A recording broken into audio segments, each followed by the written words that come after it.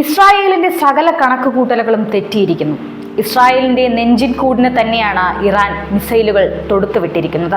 എന്ത് സംഭവിക്കരുതെന്ന ലോകം കരുതിയോ അത് തന്നെ സംഭവിച്ചു. അരമണിക്കൂറിനുള്ളിൽ 400-ലധികം ബാലിസ്റ്റിക് മിസൈലുകളാണ് ടെലവീവിൽ ഇറാൻ കഴിഞ്ഞ ദിവസം തൊടുത്തുവിട്ടത്. ഇത് ഇസ്രായേലിന്റെ സകല കണക്കുകൂട്ടലുകൾക്കും അപ്പുറത്തായിരുന്നു.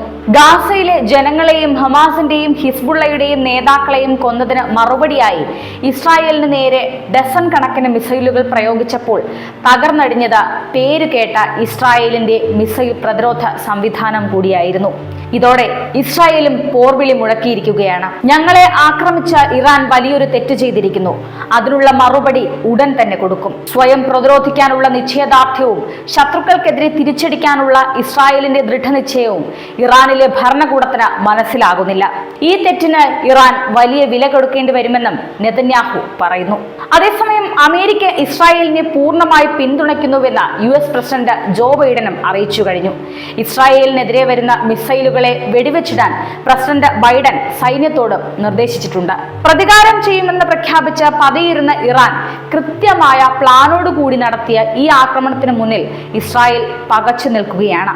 ഇസ്രായേലിനെ സഹായിക്കാൻ രംഗത്തിറങ്ങുമെന്ന് അമേരിക്ക പ്രഖ്യാപിച്ചതോടെ ഒരു മൂന്നാം ലോക മഹായുദ്ധത്തിലേക്ക് നീങ്ങാനുള്ള സാധ്യതയാണ് ലോകരാജ്യങ്ങളും ചൂണ്ടിക്കാണിക്കുന്നത്. റഷ്യയുടെ പിന്തുണ ഉറപ്പിച്ച ശേഷമാണ് ഇറാൻ ഇസ്രായേലിനെ ആക്രമിച്ചതെന്നാണ് അമേരിക്ക കരുതുന്നത്. അങ്ങനെയെങ്കിൽ അമേരിക്ക ഇടപെട്ടാൽ റഷ്യ ഇറാന് വേണ്ടി പരസ്യമായി തന്നെ രംഗത്തിറങ്ങുമെന്ന കാര്യവും ഉറപ്പാണ്.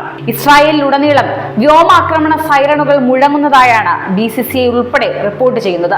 സംഘർഷം വ്യാപിക്കുന്നത് തടയണമെന്ന് ആവശ്യപ്പെട്ട ഇന്ത്യയും വീണ്ടും രംഗത്ത് വന്നു. മേഖലയിലെ സംഘർഷം പരിഹരിക്കണം, ഇതിനായി പരസ്പരം സന്ദേശങ്ങൾ കൈമാറാൻ തയ്യാറാണെന്നും ഇന്ത്യൻ വിദേശകാര്യമന്ത്രി S ജയശങ്കർ അറിയിച്ചിട്ടുണ്ട്.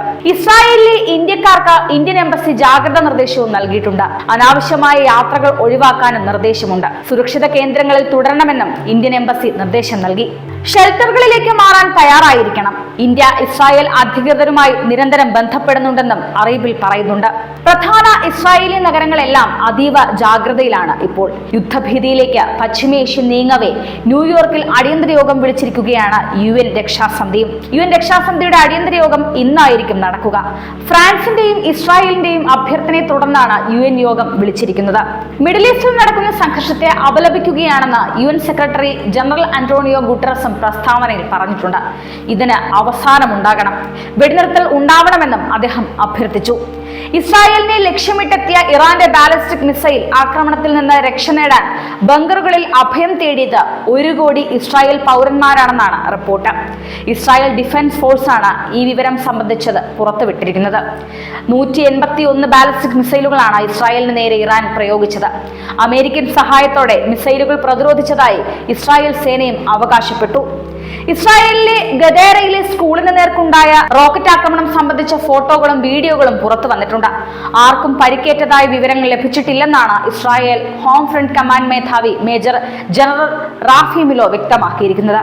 വെസ്റ്റ് ബാങ്കിൽ ഒരു പലസ്തീൻ പൗരൻ കൊല്ലപ്പെടുകയും 2 ഇസ്രായേലികൾക്ക് പരിക്കേൽക്കുകയും ചെയ്തതായി ടൈംസ് ഓഫ് ഇസ്രായേലും റിപ്പോർട്ട് ചെയ്തിട്ടുണ്ട്.